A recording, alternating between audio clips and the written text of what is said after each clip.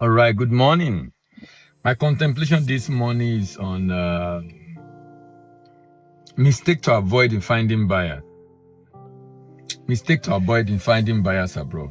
Mistake to avoid in finding buyers abroad. A lot of people trying to find buyers abroad and they have delays. They have delays because of the mistake they make. Some find it difficult to find buyers. Some find buyer and lose money. So many errors or mistake. The mistake actually is one of the reasons that delay finding buyer. Or finding buyer and being unable to get a contract. But more often than not, delays. My focus is raising the delays. This delay can be avoided, of course, if you know exactly what you need to do. In summary, all I'll be talking about is just evidence of lack of export readiness. The evidence of lack of export readiness. Number one is insufficient market research.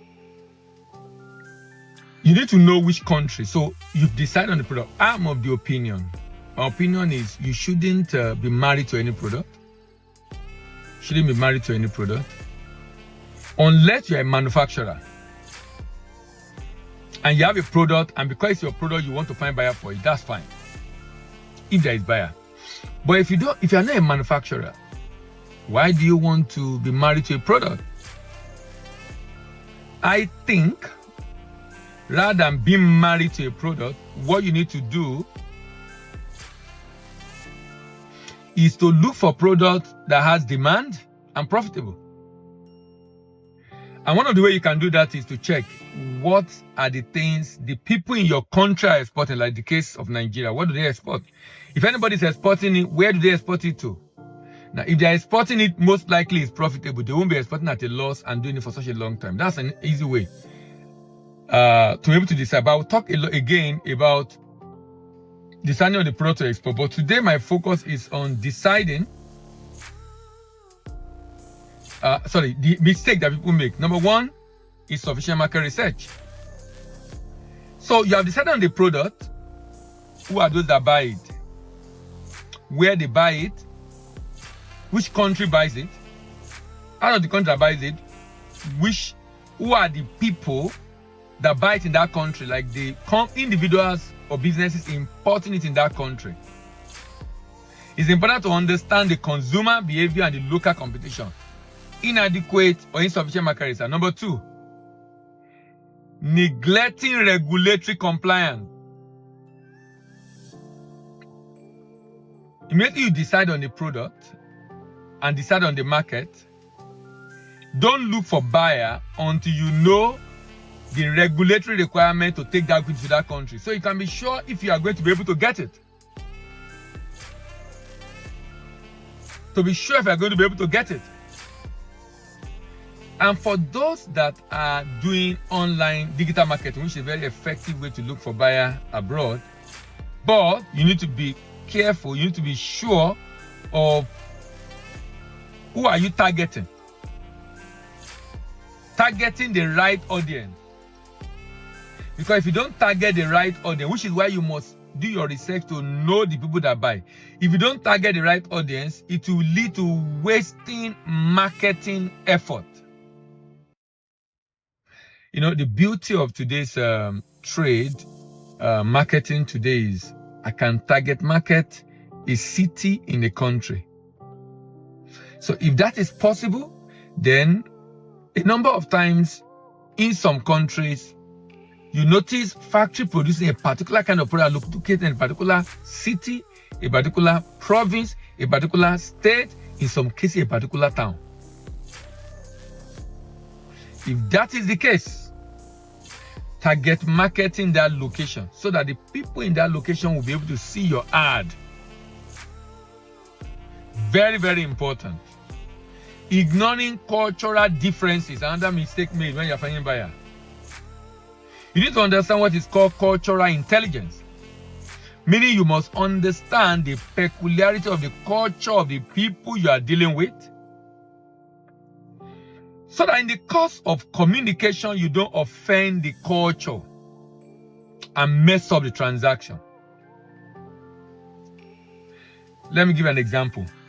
This is a common example I like using of a, I think it was a golf ball manufacturing business in the US that is targeting a market in, I think, Japan or South Korea, one of the Far East country. Look at what. Very funny. The golf ball were arranged in group of 4 in the park. In that country, the word 4 sound like the word death. The word 4 sound like the word death. Because the word 4 sound like the word death, people avoid anything 4. Even some buildings don't have 4th floor. People don't sell group product in the group of 4. People just avoid it. It can become a culture because of the way, you know, if you are from Southwest, for example, OJO can be name. Ojo. OJO can be rain. Sorry, OJO can be name. Ojo. OJO can be rain. Ojo. OJO can be fear. Ojo. OJO can be day. Ojo. Same spelling, but different meaning and different pronunciation. That's the situation in that country. But culturally, they avoid 4. Meaning, if you want to sell, and that was what happened to that golf ball, they just realize that their competitors are selling, they are not selling, people are not buying. They have to investigate and they discover. In this country, people avoid 4. They have to go and repackage the product before they could start selling. Can you imagine that? Can you imagine that? Can you? Another mistake that people make in looking for buyer is limited product knowledge. Because the buyer is going to ask a lot of questions. They expect to be able to answer different questions about your product. Different questions about your product. And if you are unable to answer that question, which will be one of the videos I'll be doing maybe next week, and the video basically talk about what you must know about your product. About 70 you need to know about your product. Not having enough knowledge of the product. For example, what are the product quality specification? What are the product quality specification? Very important. Then logistical oversight. You are looking for a buyer, then you find the buyer. Sorry, you are looking for a buyer and quoting a price that is way too high because the country you want to ship to, you are better off shipping by sea because air is not even possible, it's outrageous. But even sea, the time and the cost also is high because it's not a regular route. You need to be able to know what the costing is and the pricing is. Because your Incoterm will affect that. Incoterm is international commercial terms that separate transaction cost and risk between buyer and seller international trade transaction. Between buyer and seller international trade transaction. So for example, if I'm the one paying for freight, transport to destination, then my Incoterm will be CFR, cost and freight. CFR, cost and freight. That will be the Incoterm I have to deal with. Now if I'm dealing with that kind of Incoterms, I must know what the cost is to destination, and because of the freight, that can be a reason why my product is not profitable.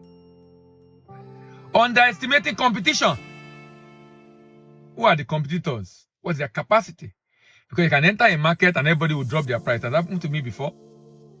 The first time I started exporting particular Nigerian food to the UK, and people drop their prices. We have 2 other competitors in the market for that product, and they drop their prices. Of course, I have to rework my the sourcing, pricing, and the like to be able to maintain and stay in the market, which is whole idea of export readiness. Because export readiness is the ability of a company. It's a multifaceted concept that involves the ability of the company to successfully enter the export market, sustainably compete in the market, and significantly grow its market share until it becomes established in the market. But unfortunately, not many businesses are able to successfully enter the market. Not many are able to sustainably compete in the market. Some enter, able to compete because of pricing. Some enter, they compete, but they are not able to grow significantly in that market. Another major error in finding buyer is not having a website or a social media platform or online visibility, unless you are doing business with your subsidiary where you don't need to do a lot of marketing. You're part of one and the same. If you are finding a new buyer, you need online visibility. That's why B2B platform is very good. Because B2B platform, some, not all, some. And what happens is that some are able to verify buyers and sellers. So because of that verification process, it builds some level of credibility that make the business successful. It builds some level of credibility that make the business successful. It builds some level of credibility that make the business successful. Particularly B2B platform. If you don't have B2B platform, that's why I recommend you have a representative in the export market to also build credibility.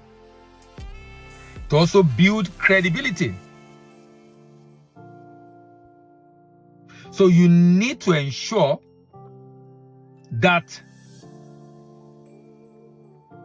you are export ready, because all that I've mentioned as error, like not having a website, they are all evidence of lack of export readiness, lack of knowledge, understanding. Like international trade, for example, involve a lot of terms. I mean, different trade terms.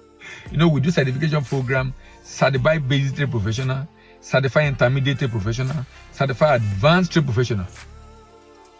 For international trade in general, for those that want to major in export, we have executive diploma in export business management. Now, imagine, now just imagine that. Just imagine that. Just imagine. I'm trying to make you understand that basic, intermediate, advanced. Now, what does that tell you about international trade? The need for capacity building, knowledge, understanding. But guess what? A lot of people neglect it when they are trying to do international trade. And you know what this does for them? It makes it difficult for them to build a successful and sustainable export business. All right, this is my contemplation this morning. In the next video, I'll be talking about what you must know about the product you want to export. Thank you very much. See you in the next video, and bye for now.